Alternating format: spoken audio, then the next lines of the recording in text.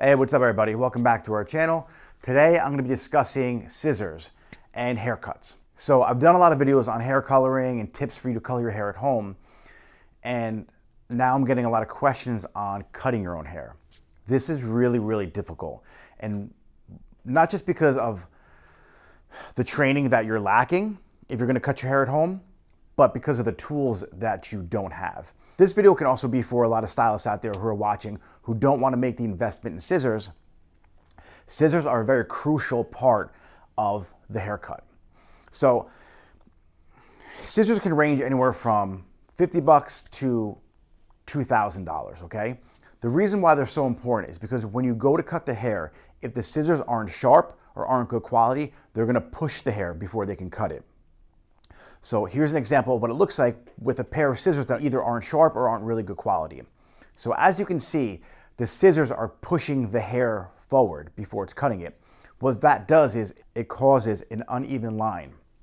So if you're a lefty and you're cutting from left to right, you're pushing the hair a little bit each time to the right, so that right side of the head, that right side of the hair is going to be a little bit longer.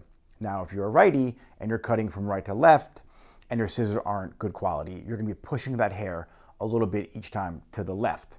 So that left side might be a little bit longer.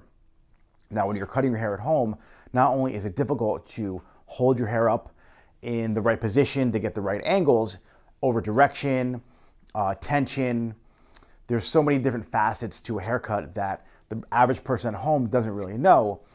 Now, if you're just doing a straight one length blunt cut, and you think that your husband can do it for you or your friend can do it for you, just know that the scissors that you're using need to be good quality. So here's an example of good quality scissors and how they cut through the hair. So as you can see, there's really not a lot of push with the section. It just cuts right through it, and that's the reason why stylists spend so much money on their tools, okay? Now, when it comes to different lengths and different types of scissors, where you want your thumb, some are kind of offset, some are flat, some are straight. That's all personal preference. For everyone watching who wants to cut their hair at home, just understand that you're never gonna get the same result that you're gonna get at the salon with a trained professional, especially if you're not using the right kind of scissors.